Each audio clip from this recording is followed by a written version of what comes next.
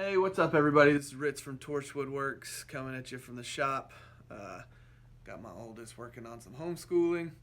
He stole my computer in here, so I guess I'm going to be doing everything by hand, no CNC machine right now, which actually works out perfect because we're going to be doing a Texas flag, and my Texas flag has no CNC parts to it, so works out okay. So he can get busy with his science and I can get busy making this Texas flag. Texas flag's a really easy flag to do. I've made quite a few of them, especially around Christmas time. I think I've probably made 30 to 40, which I know there's people that sell a lot more than 30, 40, but for a Georgia boy, that isn't too bad if you ask me. Anyway, so we're going to be using a 1x10. I got an 8-foot 1x10. We cut it down to two 37-inch sections, get it sanded down to 220 grit, and you will be exactly where I am now. So I'll show you the process. Like I said, really easy flag to do. Shouldn't take too long. This video shouldn't be too long, except I like to run my mouth like I'm doing now. So instead of making this a 30-minute video, let's go ahead and get started. All right, so like I said, two 37-inch sections, a 1x10, 37 inches long. What I usually do, put the top one that has the better grain on it, because that's going to be partial natural besides the torching part of it. And then the bottom portion will be the red, and then we have a blue portion on this side. The blue portion of a Texas flag is 1/3 of 37. So 1/3 of 37 is, 12.3 repeating.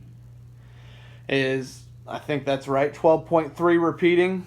So we'll make it, we'll do 12 1/4 and be close enough. Anyway, so what we need to do now is, the way I usually do it is I'll flip these over and I go ahead and get the braces on it.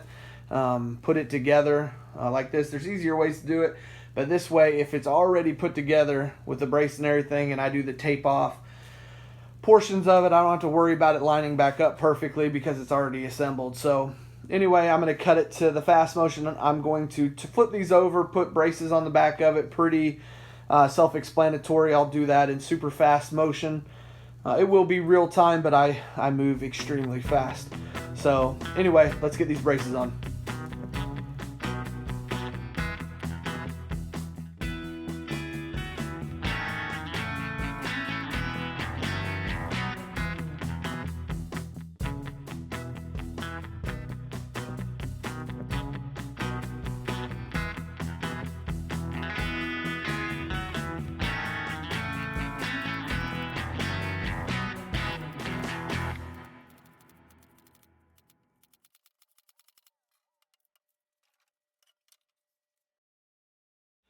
All right, so we got it put together, and I already sanded it, so it's pretty good. It's pretty flat. You can see a line right there, obviously where the two boards come together. I guess if you want a perfectly mesh, completely together, you'd have to have a jointer. I don't have a jointer, but once it's painted, because the bottom section is red, it really takes away from that line. So I haven't ever had a complaint. So what we need to do now is go ahead and torch this entire thing. Yes, I could have done the torching when the boards are separated, but I like seeing how it's all looking, because I have to, his USA flag is the one that's over there. So I want to get it pretty similar burn to that one. So I'm going to be looking at that one while I'm burning it. So let's go ahead and get the burning knocked out.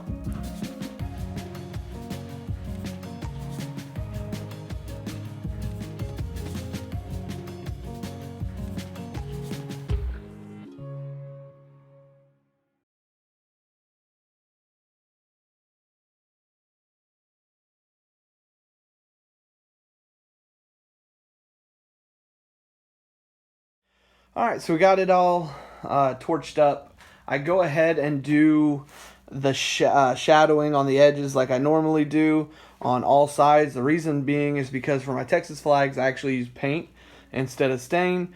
And if you've torched any wood with paint on it, you know it turns ashy, which turns gray, and that's not what I want. So I go ahead and do all my shadow work and torching work now, and then all I got to do is paint over top of it, and we're good. And I also switched up which one I want to be natural. Originally, this was going to be the red stripe, but I love how this one burned, so I want to keep that. I don't put soot all over it. So I want to keep this one the natural. On this section right here, this part's going to be red, and then we're going to measure out the 12.25 blue section next. So just wanted to go ahead and let you know that I am calling an audible on that one. And I mean, that's pretty normal. Don't get sucked in saying, oh, it has to be this way. If you like a way, something looking a different way, do it. So next up, I'm going to go get my tape measure. We're going to mark out 12 1/4, mark a line down it, and then we'll tape it and get started painting our first section. All right, got my straight edge, got my tape measures. Let's do 12 1/4. We're going to do it right down here at the bottom. 12 1/4. Let's make a very small mark. 12 1/4 up here. 12 1/4 right there. All right.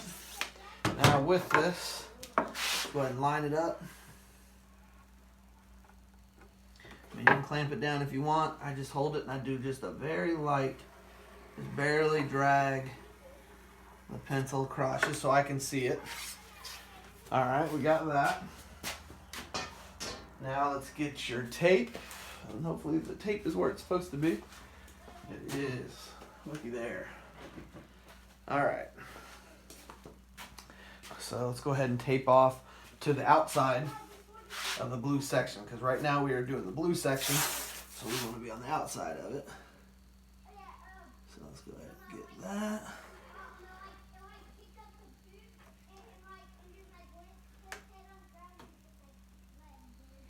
Let's get. Gotta want to. This is the kind of tedious part, because you want to be kind of lined up with it so that you can start it and then work your way down it. Don't just, there we go. Don't just go from one end to the other and just lay it flat, because that tape will flex on you and it will move. So, and it'll be uneven. Really where I learned that from is cornhole boards. Because of doing frames on cornhole boards, that would happen to me a lot and it'd drive me nuts. Because I would just, like I did, mark one section and then just lay tape on one side, tape on the other, lay it down and do it. And then I'd have a little bit of a bow. And I'm like, why am I not getting these crisp lines? And I realized because the tape moves on you. So slowly work it down the line you made so that it's lined up with that. You know this section is square and they're flush because we had it against the little jig right here whenever we were putting the braces on. All right, so we got that. So now the way I do it, there's multiple methods. You can just do painter's tape if you want. You can do frog tape.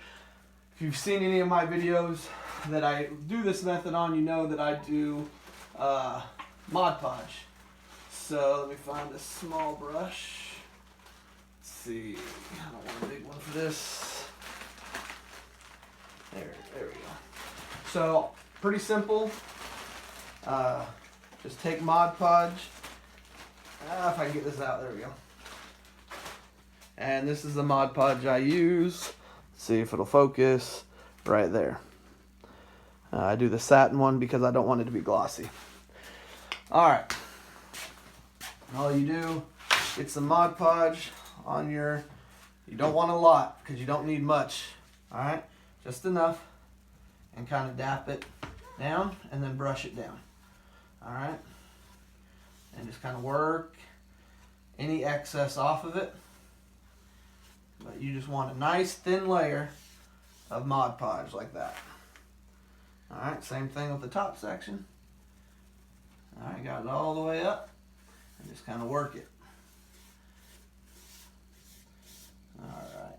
So what that's going to do is that Mod Podge is going to dry.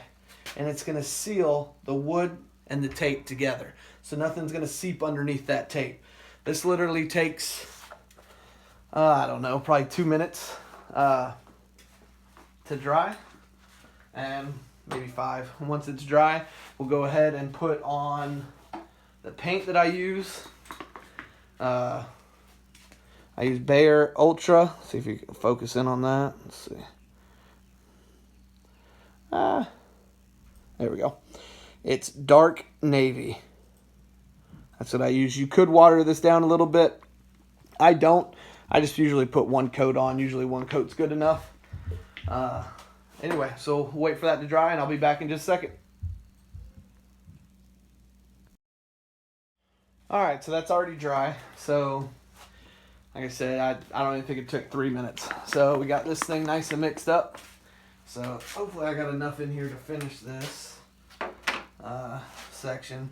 I'm going to do this in fast mode. Basically, just paint this whole blue section blue. Even with it sealed, I still don't push up to the tape. I always push away from the tape. So I'll get enough on there, and then I'll start here, and I'll kind of work my way out that way. Just out of habit, I don't like pushing paint up to the tape. So go ahead and get this painted. I'll do this in fast motion so you don't got to see it drawn out. It's pretty self-explanatory, and I don't have Bob Ross voice. Bob's voice. We'll just say that. I don't have Bob's voice. Pretty Little Trees. So anyway, so we'll get this part painted, and we'll wait for that to dry, and whenever that's dry, I'll come back and we'll do the same part for the red section, which is going to be right there. Anyway, so let's get started.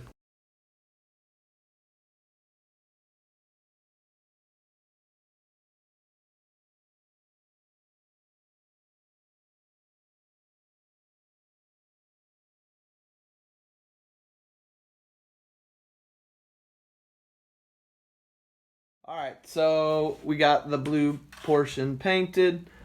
Like I said, this stuff goes on pretty thick, so I kind of like that look. You can't see the grain underneath it really well. You can kind of see it when it dries. It's kind of drying on the edge. But one thing I wanted to mention is in this crack right here, because this is my fault, I forgot to torch the edges before I put it together. I always torch all the edges of the boards usually, so if it shifts, it doesn't show a bunch of color.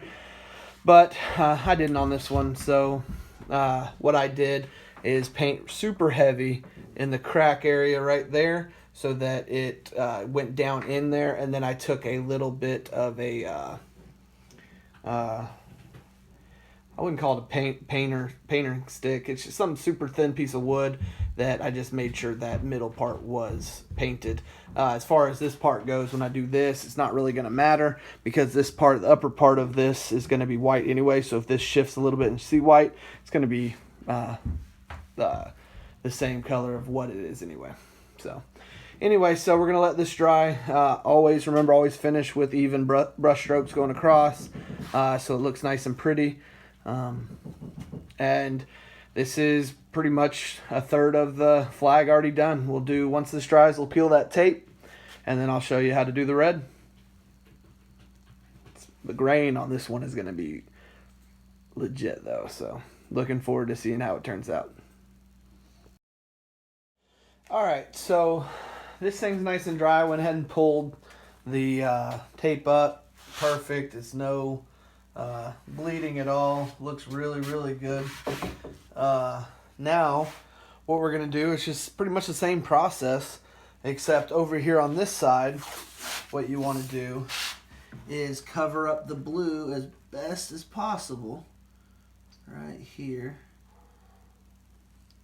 And this is the same way. You just kind of want to work your way down it right to the edge all the way. May have to adjust it a little bit with your hand you're holding the tape with. You want it right to the edge. You do not want a space in between the blue and the red. Alright, so we got that one done. Now this one's pretty easy. And my red is pretty thick, so I don't have to worry about it too much, about bleeding anyway. So let's go ahead and do that. Basically, you just want to make sure this lower part is not covered at all with the tape, because you want it to be completely like that. There we go. All right. That's good. All right, now it's the same process. We'll hit it with the Mod Podge, especially for over there on the blue, because we don't want any bleeding. We don't want any bleeding or anything. So we'll go ahead and hit it with the red. And once that's dry, only thing we'll have left is to carve the Texas Star. I'll give you the dimensions in the Texas Star, depending on what size flag you do, in the description of the video. I don't have it on me completely, but I will put it there for you to get. Anyway, so let me go ahead and do this. I'll do it fast motion, and then next step will be carving out the star.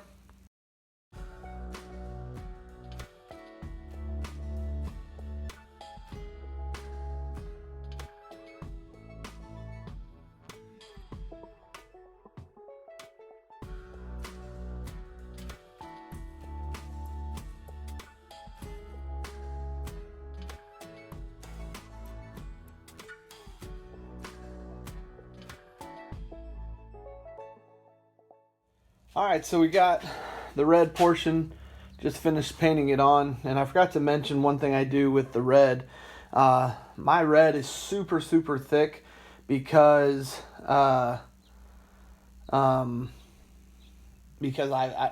didn't seal the lid on, so it turned into almost like a gel, but it works really well and it dries really fast. So one thing I do is I brush it and keep brushing it and just getting any excess off so you can kind of see the wood grains through it. So it almost acts just like stain. And like I said, this thing dries so quick. So let's see and hope we have nice clear. Let's see, boom, look at that. Perfect lines. Let's throw that away over here. And let's check this one. Look at that. Perfect.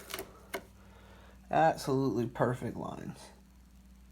Still a little wet right there, but it'll dry and it's not gonna leak up. But you can see all the way up. Perfect. No bleeding at all. So there she is. We'll let that red dry completely, cure overnight, and we'll come back and we'll carve that star. Oops. There we go. Carve that star into the blue portion, and then besides putting finish on, she'll be done.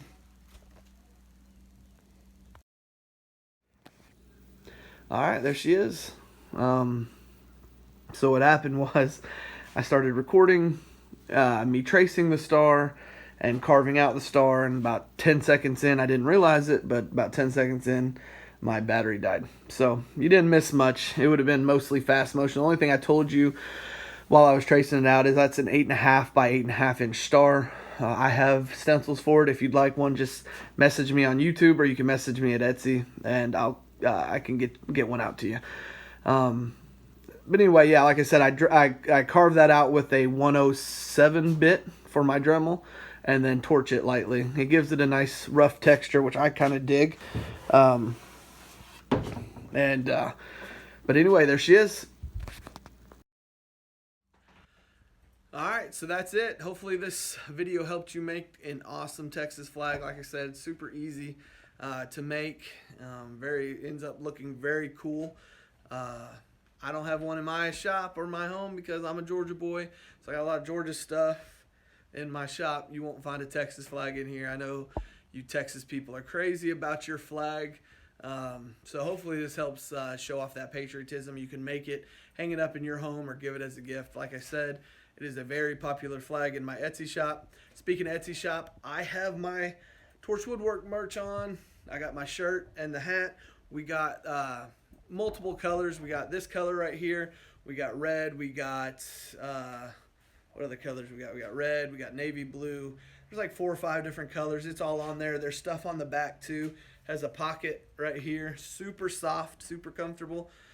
Me and my buddy Dakota, when we were designing the shirts, wanted it to kind of have a Southern Comfort type style. I don't know if everybody knows what that is, but it's a super soft cotton t-shirt. And that's kind of what we were going for. So if you want to support the channel, head over to my Etsy shop, buy a hat, buy a shirt. We'd love to send you some. We got a bunch in stock right now. We're actually having a sale on our Etsy shop, spring sale. I think it's 10% off the entire shop. If it can make this mug look good, it can make anybody look good. His shirt's pretty cool too. Not as cool as my shirt, but eh. Anyway, so go out and make some sawdust. Like I said, hope this video helped you. If you haven't already, please like, subscribe, share this channel. We're trying to grow this channel, and we appreciate all the support, all the comments. If you want me to see me build something, just message me. And I got a couple subscriber requests coming up, mainly design videos. Sorry, there's like shadow going right in front of my face half the time right there. But anyway, we got a lot of cool ideas coming up. Want to do some stuff with some veterans, so we're going to be doing that as well. Anyway, you guys have a good week. We'll see you next time. Peace.